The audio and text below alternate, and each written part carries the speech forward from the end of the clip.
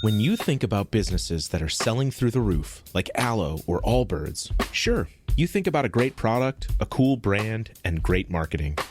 But an often overlooked secret is actually the businesses behind the business, making selling, and for shoppers, buying, simple. For millions of businesses, that business is Shopify. Nobody does online business better than Shopify. It's home of Shop Pay, the #1 checkout in the world. You can use it to boost conversions up to 50%, meaning way less carts going abandoned and way more sales going through to checkout. Sign up for your $1 per month trial period at shopify.com/income, all lowercase. Go to shopify.com/income to upgrade your selling today. That's shopify.com/income. This is The Planted Runner. I'm Coach Claire Bartholic.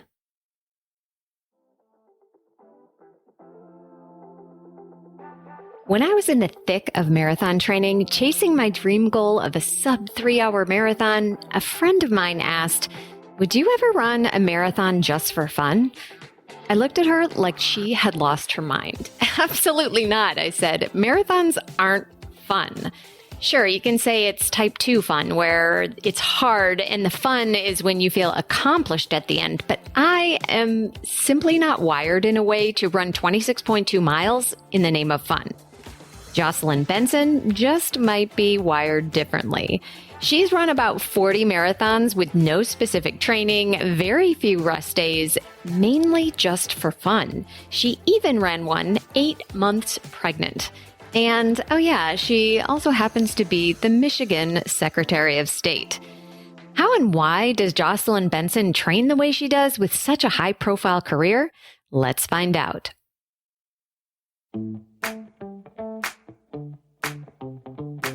Welcome to The Planted Runner. I'm Coach Claire Bartholic, and my mission is to help you improve your running, your mindset, and your life with science-backed training and plant-based nutrition. Today, we are going to talk to Jocelyn Benson, the Secretary of the State of Michigan. We talk about how running came into her life and why she still does it, how and why she chose to run the Boston Marathon 8 months pregnant, and why she shows up at local 5Ks to run and talk with everyday people about the big problems to solve. If you're worried this episode might get political, no need. We stick to running. But no matter what your personal views are, I'm convinced you will find Jocelyn to be inspiring. And of course, don't forget to stay tuned all the way at the end of the episode for another Mental Strength Minute. Fortify your mind in 60 seconds or less. And now, my conversation with the Secretary of the State of Michigan, Jocelyn Benson. Welcome to The Planted Runner, Jocelyn. Thanks for having me, Claire. It's great to be here and really excited to join you. I love your show and excited for our conversation. Yeah, well, you are the current Secretary of State of Michigan, and I'm sure lots of people want to hear about your career and your accomplishments, but we're not going to talk about that today. We're going to talk about running. So tell us your running story. How did you get into running, and why do you continue to do it today?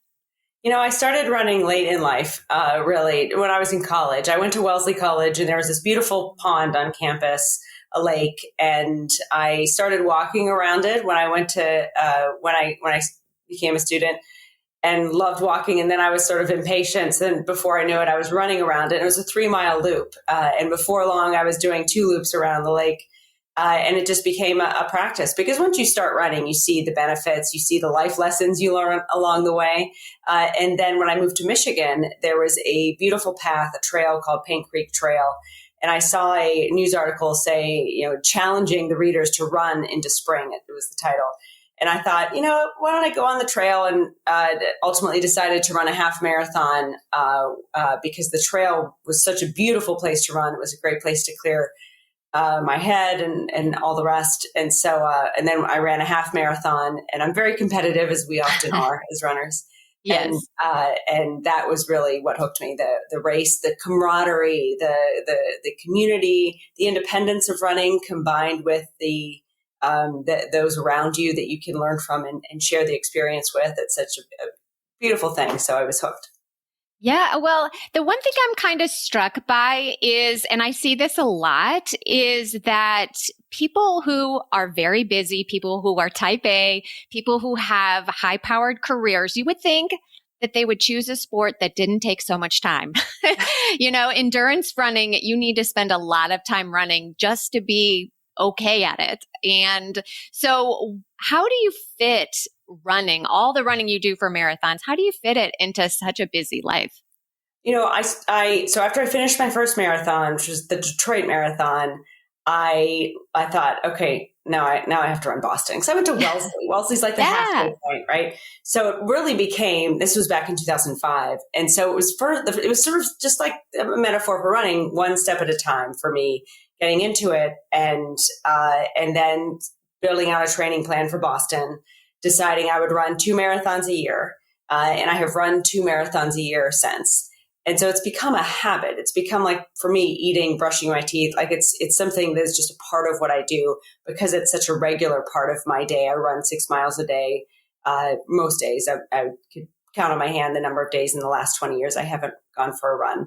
And so it's really the habit of it. And then, then I, ran Boston in 2009, incredible experience. But by that point was just so, inspired by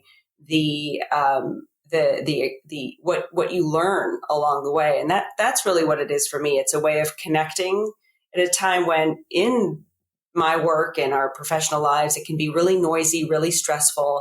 It's a way to just remind yourself who you are and what you can accomplish. And, at the beginning of every marathon, I've run up to close to 40 now. I never think I can do it. I run every day. I do, like I've done it, but I always doubt myself. I almost get emotional every time thinking, what am I doing? I'm going to run 26 miles. I don't know if I can do this. Right.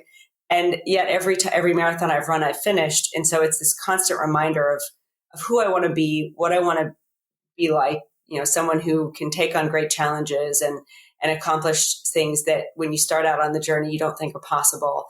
So running to me is really a reminder of who I am and who I want to be. And so in that way, looking at it, finding time for it is necessary. It's a necessary part of being an effective mom, effective professional, effective at everything I do, because it's a personal meditative reminder daily of who I am, what I want to be, and how I want to enter the day and spend my time. Mm-hmm. So are you coaching yourself? Are you coming up with training plans yourself? Are you just downloading something? Because, I've coached thousands of people at this point, and I don't teach people to run every single day. So tell us about running every single day and how you coach yourself. I probably teach people to train before a marathon, but at this point I just run them. I'm terrible.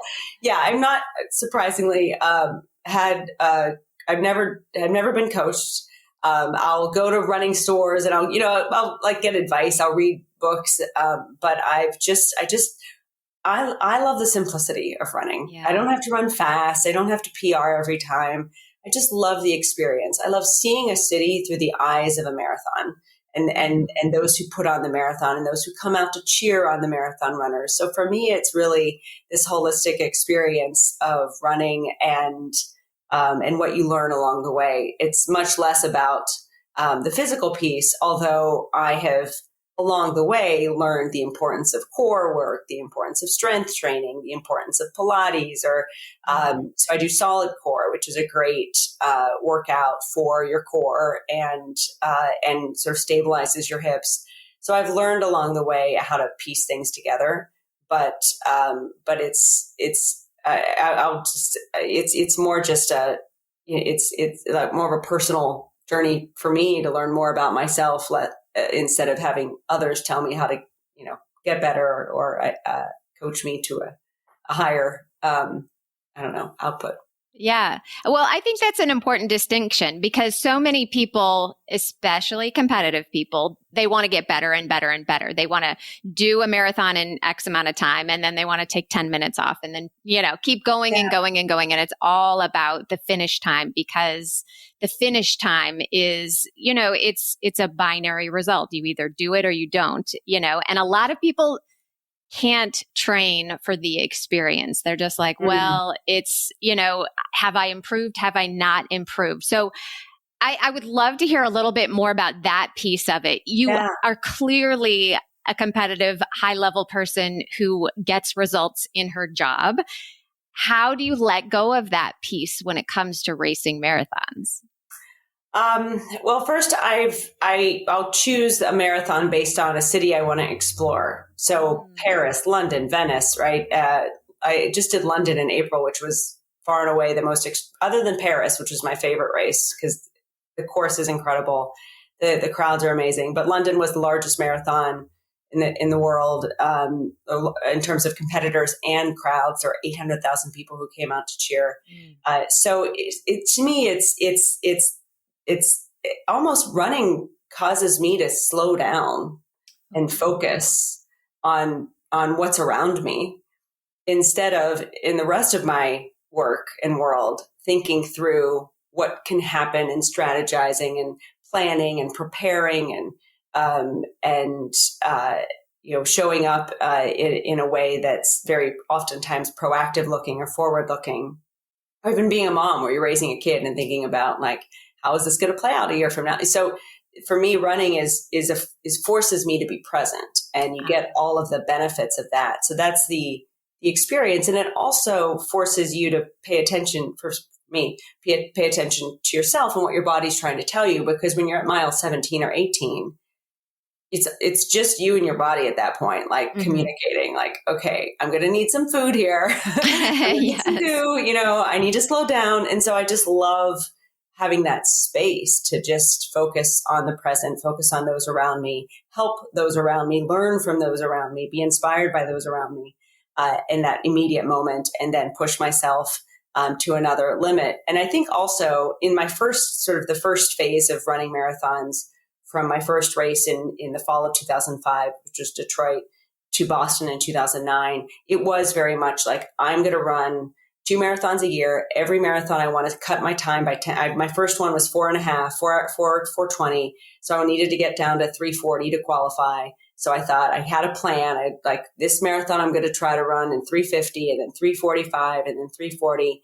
And then I qualified much faster than I thought I would, and ran Boston. And so there was a moment after that where I was like, okay, I've done it. Now I can move on to another goal. Although I'm very worried that my mind's going to get hooked on triathlons, because then it's just the whole thing. But after that, I just wanted to take a few years and my husband joined the military soon after that as well. So then he was stationed all over the world. And so I would run marathons all over the world when I would visit him. And then that became that sort of era. And then when I was pregnant, I qualified serendipitously for Boston again at the San Diego Marathon. And ran it 8 months pregnant. And yeah, we're going to talk about that. That was, to me, like, I remember finishing and just being like, I can retire now. Like, I can't. Yes. How do you top that? How do you run 3 hours and 15 minutes, not pregnant? So so that sort of, to me, and then obviously I didn't get back to running until about a year. My son was 1. But then it became an issue of just sort of reconnecting with myself. So it's always been more about what I'm learning, what I'm able to do, but really more about me teaching myself what I'm capable of and taking on challenges in a physical way. Yeah, I ran the 2016 Boston Marathon as well, but I was not pregnant. You were 8 months pregnant, not just a little pregnant, you were a lot pregnant. So I would love to break that down because I get a lot of questions from pregnant runners or postpartum runners, and I couldn't walk to the mailbox when I was pregnant, so I don't have any advice for running while pregnant. So talk about, first of all, why you wanted to do that. Most people defer or skip out on that. And what was your thought process going into it? Well, I had it was unexpected to qualify, and so I ran San Diego in May. I qualified. I was very excited, very surprised, and then I ran Portland that fall. That was my fall marathon, Portland, Oregon.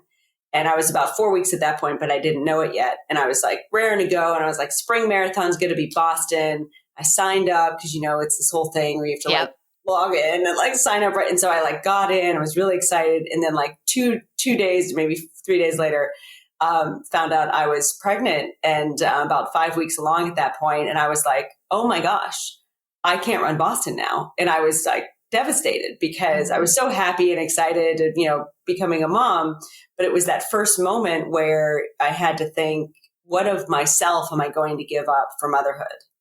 And I assumed that I would have to give up this, and specifically give up running the Boston Marathon. And so it was more of a psychological exercise of how much I would keep doing versus how much I would pull back on everything, including that. And so I originally thought, okay, I can't run it. And then my husband got me this book. Two things happened. My husband got me this book called, I think The Pregnant Athlete. And it was all about, the main thing was how to keep your activity up while you're pregnant. But it made the point, which my doctor then reemphasized, that if you're used to running, if your body's used to running every day, and at that point I'd been running for like 10, 20 years every day, to stop running is actually not a good thing because your body's used to it and it's going to compound and make the pregnancy more difficult potentially. And so running was actually a way to create a healthier pregnancy experience. And I was like, oh, okay, well then I'll keep running.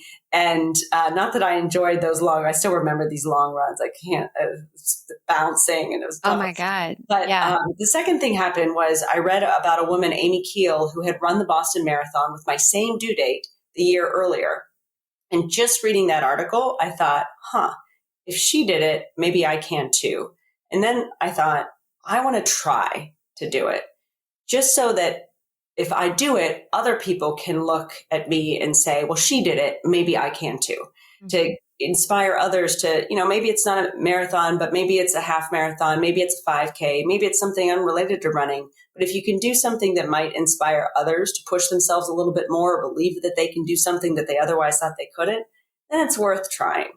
But I didn't tell anyone I was going to run it other than my doctor and my husband, because I was sure that I wouldn't complete it. My goal was just to take one step at a time. And then every mile I'd be like, I just ran a mile of the Boston Marathon, 8 months pregnant. That's pretty cool. And then eventually I thought, as I was running it, I was like, well, I'm going to get to the halfway point. Just want to get to Wellesley and then I'll stop. I'll go to Wellesley. It'll be the halfway point. I'll always be able to say I ran half of the marathon while 8 months pregnant. And then anyone who's run Boston knows there's no stopping once you get to Wellesley. You get to that Wellesley Stream Tunnel, you're not stopping. You're going. But it was really another experience of every step of the way, not believing I could finish that next mile and then finishing it and then thinking, okay, maybe I can try this next mile. And there was an 80-year-old gentleman who started the race with me in Hopkinton.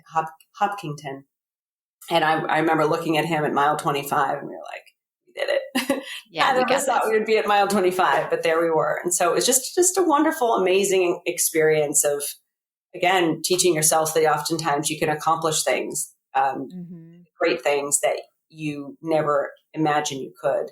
But one step at a time, we can do hard things, great things.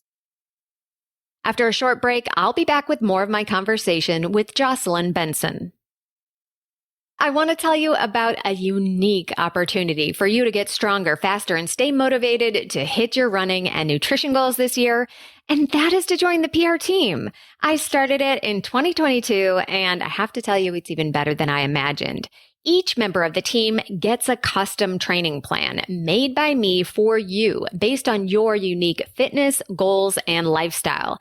Everything you need to achieve your running dreams is included, such as strength training, recovery, and even cross training if you want it. I include weekly mental strength training as well, and training tips and nutrition guides. But here's where it gets really cool. The group has its own page in the app where we share workouts, ask training questions, and get feedback from me and the other teammates. And each week, I create an exclusive private podcast just for the team based on the questions I get and what I see in their training each week. And what I usually end up doing is sharing behind the scenes and exclusive sneak peeks that I don't share anywhere else. So instead of joining some coaching Facebook group or sitting through another Zoom call, you get to listen to tailored advice on the run, and you don't have to do this all alone.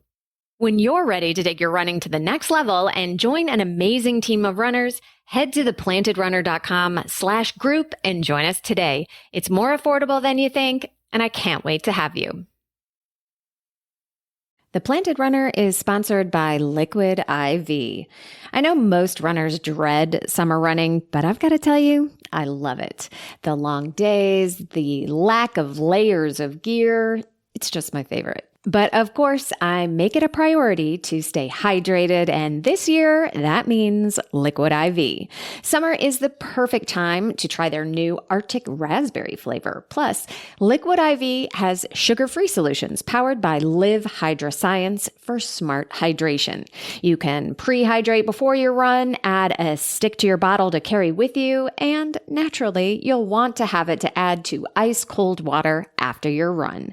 Just one stick and 16 ounces of water hydrates better than water alone. Squeeze the most out of your summer with Liquid IV. Tear, pour, live more. Go to liquidiv.com and get 20% off your first order with code PLANTED at checkout. That's 20% off your first order with code PLANTED at liquidiv.com.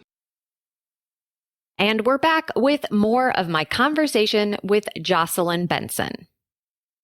Yeah. Well, tell me about the logistics of it. Did you have like support for your belly? Like what kind of calories were you taking in? Because you're not just running a marathon by yourself. You've got an almost full grown baby on board, you know? So like, what did you have to do differently versus not being pregnant?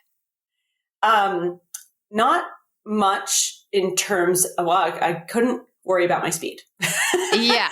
Not focus on speed. I think my time not your like fastest. Yeah, not my fastest race. So that was the big thing, to just give myself grace, right? The big thing was just not to push myself, that I was already asking so much of my body to just like do it, just like one foot in front of the other and learn along the way. Like I remember like I was feeling my numb, my ankles were like swelling at mile 8, and I was like, okay, I'll get to mile 8. And then I just was like, well, maybe I'll try mile 9.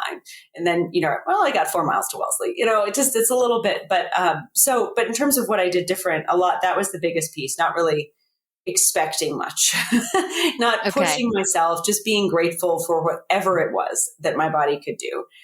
From a more practical standpoint, I went to the bathroom every mile. I remember that.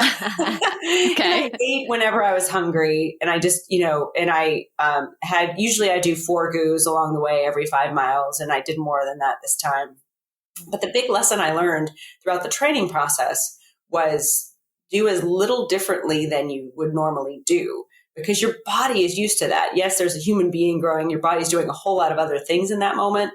But your body is used to running every day. Your body's actually used to running an 18-mile training run, 3 times before the marathon. So keep doing that. And again, remember, I'd been running marathons twice a year. So I was always training. So my body was used to that. And I trusted that as long as I kept in some ways doing what I'd always done while just going a little bit slower and acknowledging the differences of really just having a lot more weight on your ankles and your feet, which is frankly the biggest thing.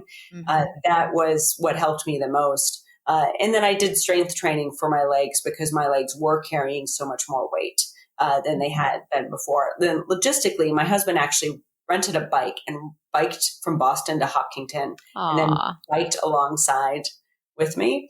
And it was interesting because he then gave me feedback of what was happening around me, but was there, to help if anything went awry.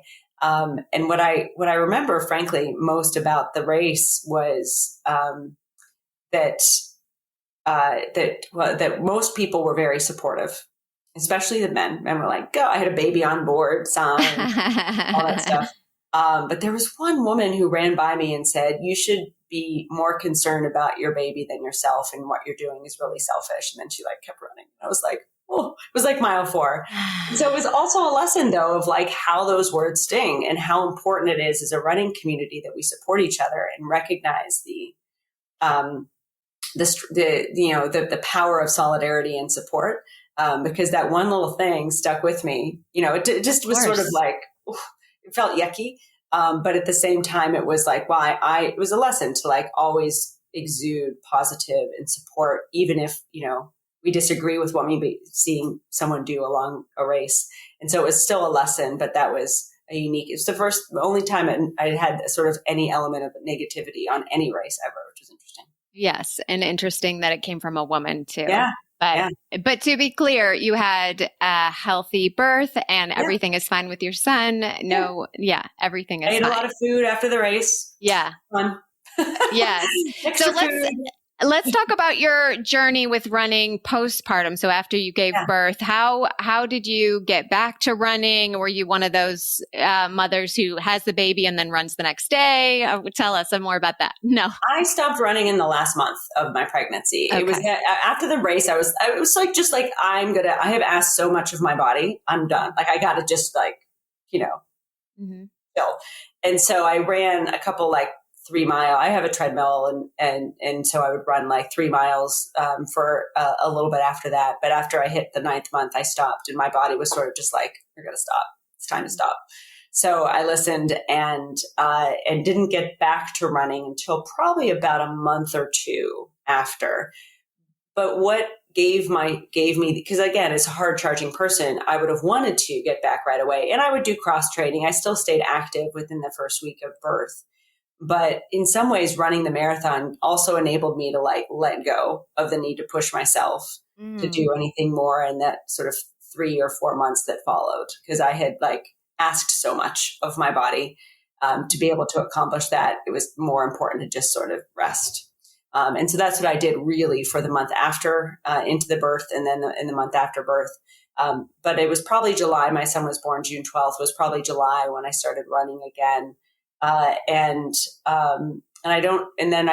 was 2016. I don't remember which race I think I did a half marathon. Like, I slowly got back to it.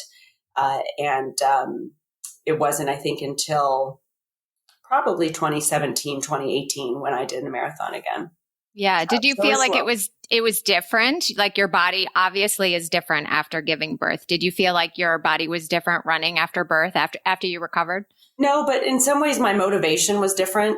It didn't feel, and again, after I qualified for Boston the first time, I sort of let go of the need to PR and run and really, because I had, that was sort of that goal. And then when I ran, 7 years later, pregnant, it was sort of like, I can't talk, like, I'm good. Like and so it was more just like, now I just want to run races for the experience, like choosing to run London because I could be part of the largest crowd of a marathon in history, and then the largest, observers in history. That was amazing. And run around London, right? Choosing to run around Paris. So it's become more of like, I do want to accomplish all the big fives. Like, I want to run Berlin and Tokyo, and just kind of have that as the next goal. But the time and the speed is not something that, I think the biggest change was timing and speed is not something that is top of mind for me until I start running a marathon. And then I'm like,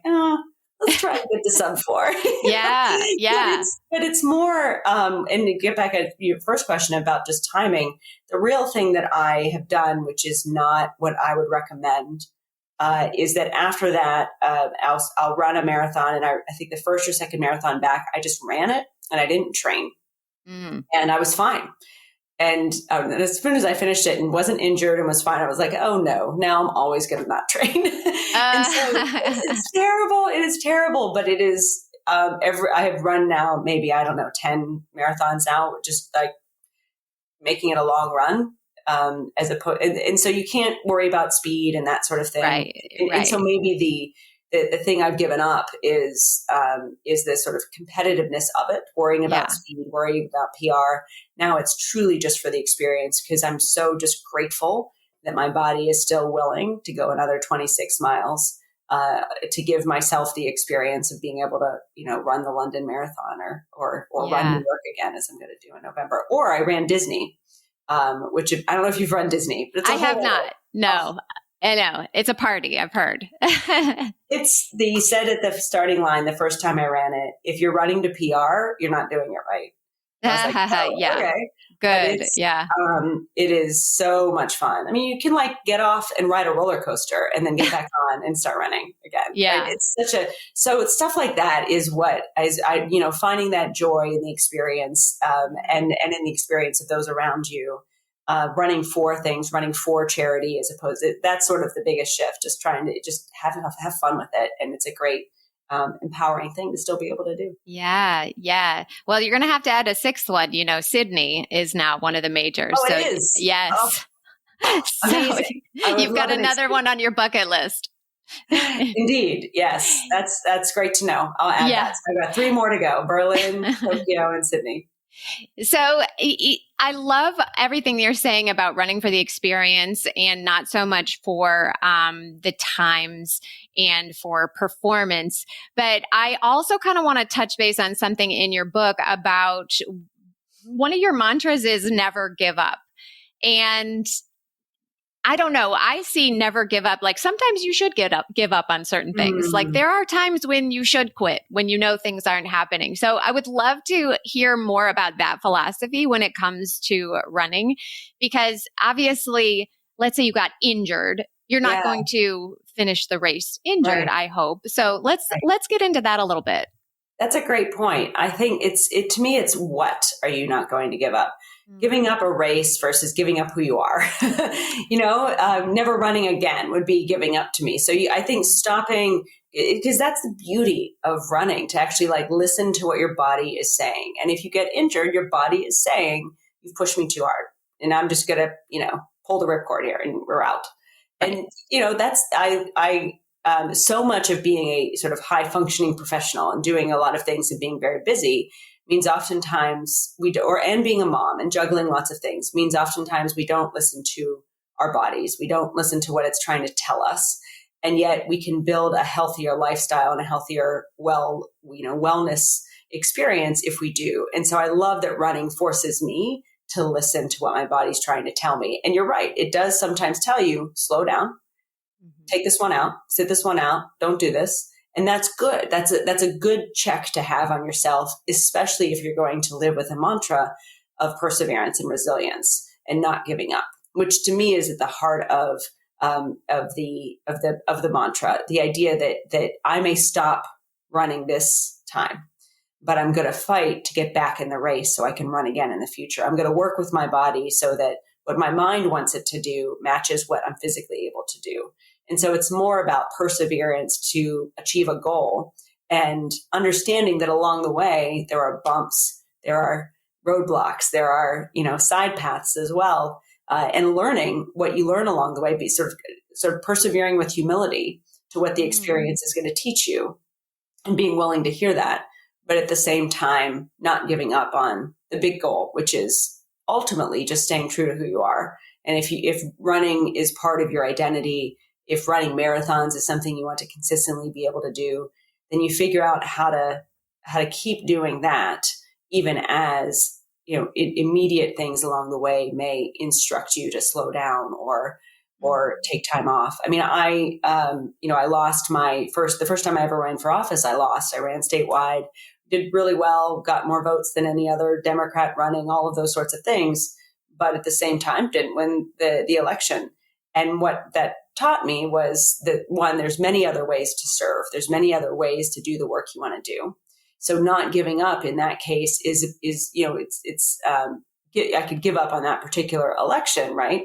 Because there's external factors, can't win, didn't win, but I'm not going to give up on the goal, which is actually trying to make government work well and make sure voting works for people and make sure people's voices are heard and that people can believe in democracy and in their own voices at the ballot box. So it's I think defining the goal is key to building that sort of perseverance and resilience and doing it in a way that allows you to take into consideration all the twists and turns of life, which is kind of what the book's about too. because those twists and turns are inevitable. Those injuries are inevitable. It's about what you do after that really defines your perseverance, your resilience, and who you ultimately are. And one thing that's inevitable, hopefully, is aging. Have you noticed that as you've gotten older, I mean, you've been running for more than 20 years, like, have you noticed things changing with your running, and how have you been able to deal with it? Yeah, I think I've noticed both how important it is to keep at it, but also to allow yourself to be a little bit slower, or to just, run later in the day if you're not up for it. I think, but I think speed is probably one of the things that goes, and then of course listening more to your back muscles and other muscles that become either sort of weak in some way with age or just need additional attention. But I do think it's important to diversify what you're doing. To, I'll bike, I'll swim, I'll, do cross training with an elliptical, to diversify what you do as well, to just sort of see if that adjustment helps you continue to run most days. I run on a treadmill probably 60% of the time, just because of time. And sure. that is a little bit, sort of protects me from injuries more than perhaps if I ran outside all the time. But of course, then you lose the opportunity to get all the benefits of running outside. But all that to say is, I see it as just like an experience. And, that 80-year-old man who was running next to me when I was pregnant running the Boston Marathon, and many others who run well into their 80s and 90s or even beyond that, they teach us that running can be a lifelong thing if you adjust and adapt as you go, whether it's weight training or nutrition or resting more, or just giving yourself a little bit of grace and not pushing yourself at those same speeds as before. Those are some of the adjustments, but the through line is getting to be able to still run, right? Even with all those adjustments. And that's an amazing, wonderful thing. And I can imagine as a public figure, you're in kind of a unique situation running outside. It might actually be dangerous for you. You have definitely had some threats in your career. I imagine that, just going out for a run in the morning is not the same as me going out for a run in the morning. So what is that like? Do you have people go with you? Like, what is that like?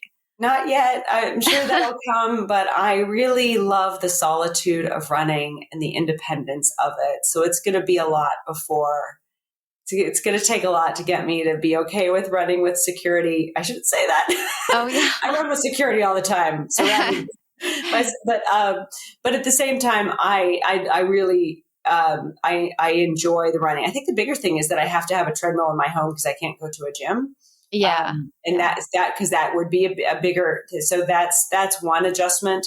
But I actually find you gain much more by joining running clubs, by doing, because showing up to a run, I did this the other day in Detroit, a group run where maybe like 70, 80 people showed up on a Saturday morning to run 6 miles around Detroit. And they announced that I was there and that I would be running with the group. And I thought everyone would just be like, okay, that's great. Let's go for a run. Because but people kept coming up to me and sharing stories with me about struggles they were encountering with health insurance, with auto insurance, with just access to quality schools for their kids. And it was really, really moving and beautiful that the running community can provide other opportunities to connect with people on many other things. And we all know that, but to me, the antidote to being a public figure and getting to serve in this role, and certainly there are threats that come along with it in a moment in an era like this, but there's also incredible opportunity to connect with people as I run outside and listen to see what they're saying, listen to what they need. And that's really, really valuable. And so I'm going to keep doing that. I want to start doing runs all around the state, 5Ks, 10Ks, where I can just run and listen to people as they share what they need their public figures to do more of. And that ultimately can be a very secure experience and all the rest. Yeah. But it's another great way to just leverage the power of running in moments like this to be a better public servant and to love that. To listen more to those around me. I love that. So if you're in Michigan, go to your local 5K and the Secretary of State might just be running next to you. Yep. I think that's great. Well, we're going to wrap it up pretty soon, but I would love to know, what are the greatest gifts running has given you?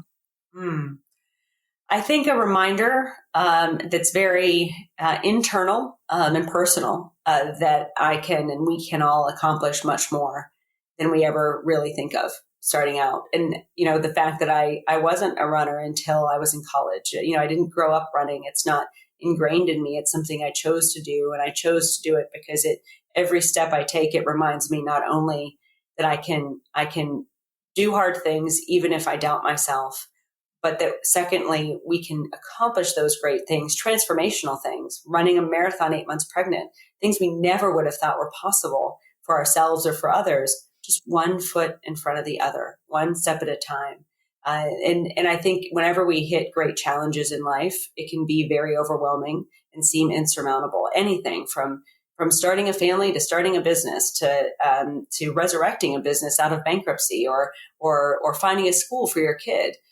There's a lot of ways in which all of those types of challenges of life can overwhelm us in a significant way. But what running teaches me is that we can cut through those challenges one step at a time. And by staying true to ourselves, by doing the best we can with every time we put a foot forward on the ground.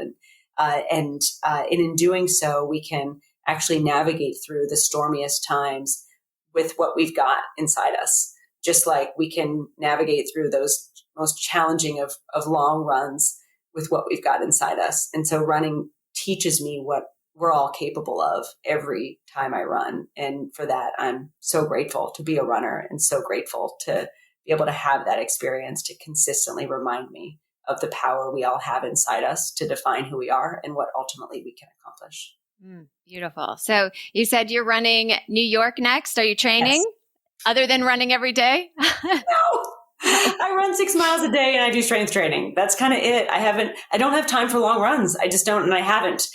Your other question about what's changed after becoming a mom. My first Mother's Day, my husband was like, you get to go for a long run today. Happy Mother's Day. That was the first time I had gone for a long run without it being a race. And I've gotten on like 2 long runs since in the last 9 years. So I did have to give up those long runs because I just don't have 3 or 4 hours a day to just disappear from my family. Right. But all that said is still running every day, learning that that's enough to be able to still run. And that's great. And so, I ran Disney in January.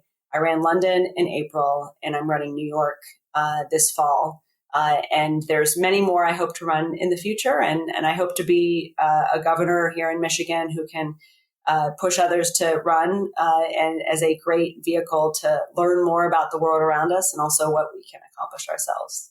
I love it. Well, the book, I have it here, is The Purposeful Warrior. Thank you so much, Jocelyn, for coming on The Planted Runner and talking about your passion and not the politics, but really appreciated your insight on this and so glad to have met you today. Likewise, thanks for having me. I really loved our discussion. Anytime I get to talk about running is a wonderful day. So thank you so much.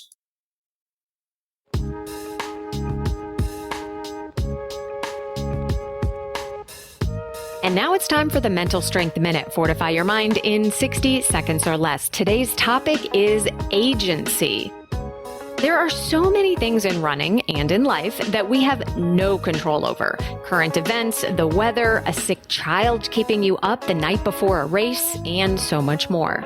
Even though we don't have control over these things that could directly affect our lives, we always have agency.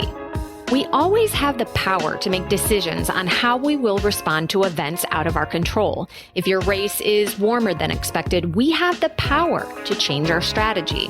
We can reframe our perspective from being a victim of unfortunate circumstances to being 100% in control of how we behave. So take your power back when life gives you the unexpected. You are actually in control of a lot more than you think.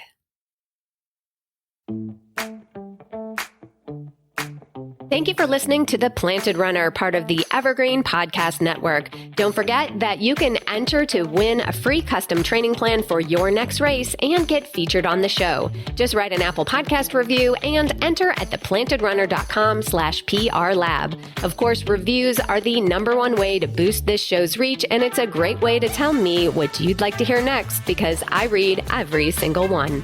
Have a great run today.